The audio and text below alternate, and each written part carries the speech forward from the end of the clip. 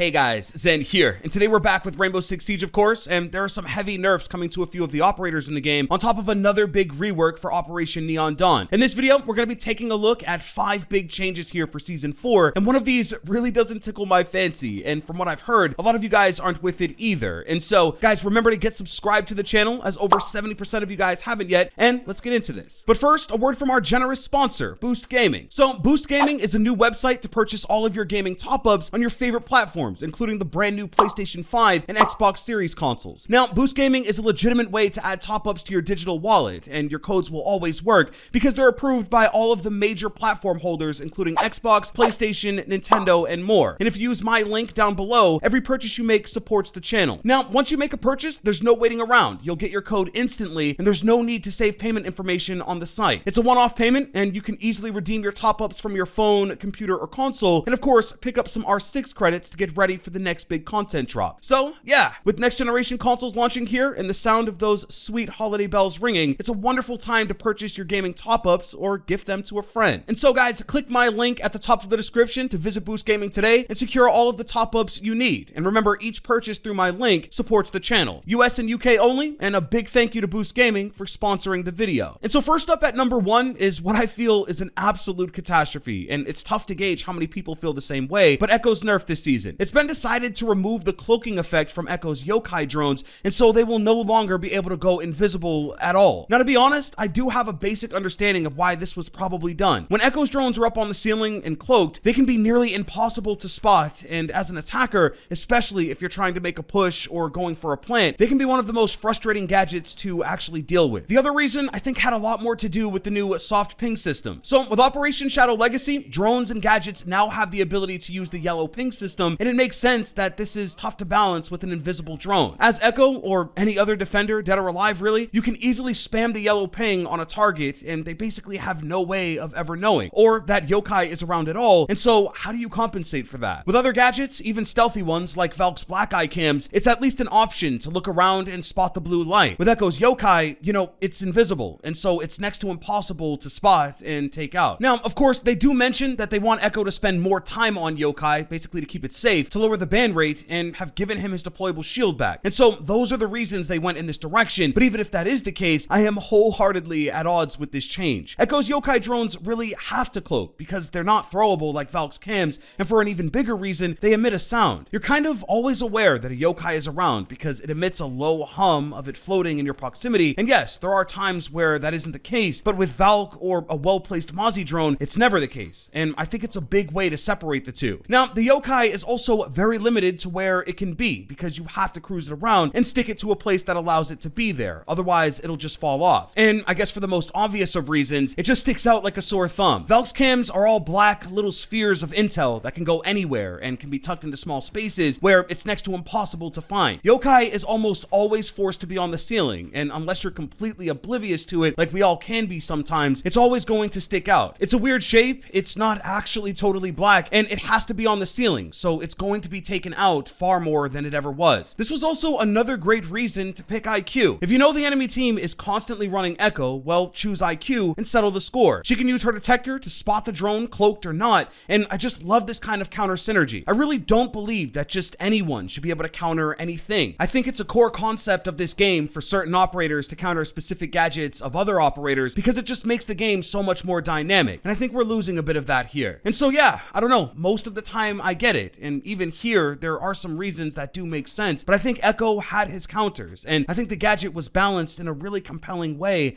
and I guess I hope it's reconsidered. Moving on to number 2, with some balancing that has been highly controversial since we learned about it, and also a bit of a surprise, but okay, here we go. Ash, Zofia, Twitch, and Zero have seen some adjustment, and the devs detail why in the designer's notes. So with Ash, they removed her flashbangs for a claymore and give her another breaching round, upping the count to 3. They say Ash boasts a very strong presence and currently is one of the best operators to counter Jaeger and Wamai. She has a central role in the current utility meta, and we needed to have a closer look at her. By removing the stun grenades, Ash won't be able to deal with the projectile catchers as easily. She goes down to 3 throwables from 5. The extra breaching round should increase the number of utilities she can destroy. So for me, this is a nice balance for Ash. Now that Jaeger has been reworked, it's clear that certain highly picked ops will need an adjustment, and given Ash is the most picked attacker, this change makes sense. Giving her an extra breaching round is a good way to keep her utility high while also not being too overbearing for the catchers to deal with. Next up, Zero gives his frags to Dokkaebi, and he gains the hard breach charge. So even though I don't see Zero as a super meta operator, it is true that he can do a lot by himself with his kit while also supplying intel for the entire team. The devs say the combination of a primary gadget having projectiles with frag grenades appeared too effective. We're aiming at making him more support focused. We want him to deny defenders gadgets, flank watch, and help breaching reinforcement. Zero relies on a strong primary weapon, and we're confident he will continue to perform well. Now, as for Dokkaebi, I am literally over the moon that she got the frags back because they give her the lethality that she lacks. After the big nerf to the SMG-12 and to the MK-14, Dokkaebi's loadout just felt underwhelming. Her gadget is fantastic, but she can be a niche pick, and so they say Dokkaebi suffers a bit from a low presence, and she's an operator that brings intel already. By giving her back frag grenades, we want her to be able to destroy Bulletproof Utility. Now, I think this is the best version of Dokkaebi when she does have frags because it compensates for her overly intel-based utility. So, moving over to Twitch, they're giving her flashbangs. Twitch has seen her presence reduce over the last few seasons, as the F2 is not performing as well as it used to. By adding stun grenades to Twitch, we're aiming at making the French attacker a better utility denial than she is now, and to boost her presence. Now, to be honest, I don't really think this is going to have a huge impact on Twitch. I do think right now, with the changes to the catchers, that flashbangs will be a little bit more useful, but they also pair well with high fragging ops. And yeah, Twitch definitely used to be a solid fragger, but recently she hasn't been. And then finally, with Wamai and Valkyrie, they're swapping the deployable for impacts, and Wamai is also losing a magnet. They say, very much like Valkyrie, Wamai was identified as a source of discussion for pro players and analysts. His ability to rely on both a deployable shield as well as his ability to deny throwables made him an extremely strong defender that caused multiple issues to the attacking side. The replacement of his shield with impact grenades should partially address the concern. Additionally, we have decided to remove his overall number of magnets to reduce the pressure on the attacker's utility. So originally with the rework to Jaeger, I thought it would end up resulting in a nice buff to Wamai, but apparently the devs had other plans. The swap of secondary gadgets makes perfect sense because it was tough for an attacker to remove the shield with magnets protecting it, but the reduction in magnets hurts. I suppose now that the ADS has infinite charges, that could end up being too many projectiles with 5 magnets,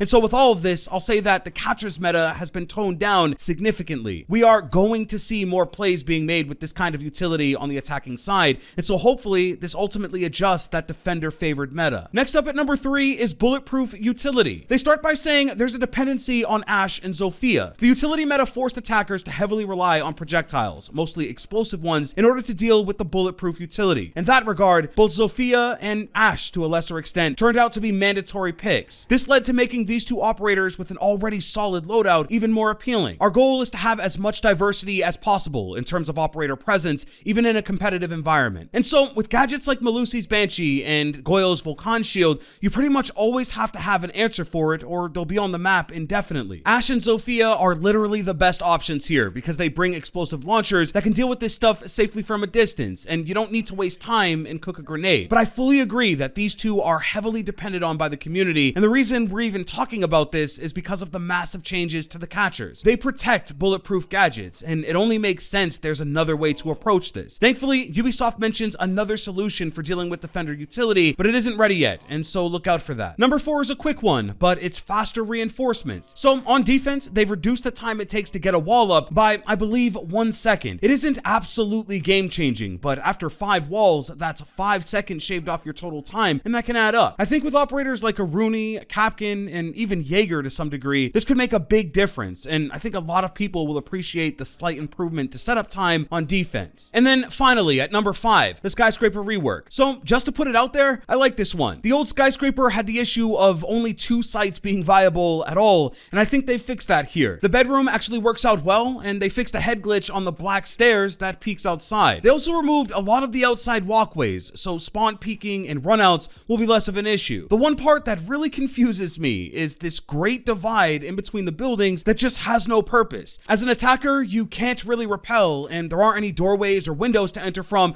and so it is literally just an open space, and it's a little confusing. Now, as far as my ranking for where it stands for reworks, I can honestly say it's above Hereford and House, and more in line with Oregon and Chalet. I think most players will like it pretty much as they always liked the previous Skyscraper. It's just much more comfortable to play a match of Rainbow Six Siege on. But that's it for our video today, guys. If you did enjoy this one, leave a like and subscribe with those precious notifications to see more. With that, I'll see you guys soon for the next video.